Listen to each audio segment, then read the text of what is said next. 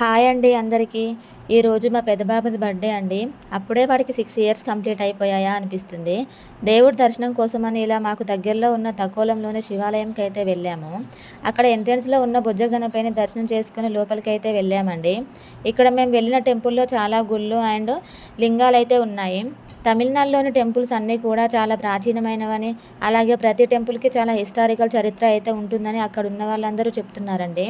మా బాబు అన్ని దేవుళ్ళ దగ్గర పూలు పెడుతూ దర్శనం అయితే చేసుకున్నాడు. మా బాబు బర్త్‌డేకి బ్లెస్సింగ్స్ అండ్ విషెస్ మీరు కూడా కామెంట్స్ రూపంలో అందజేయండి. ఇలా మాకు దర్శనం అయితే కంప్లీట్ చేసుకొని ఇంటికైతే వచ్చామండి.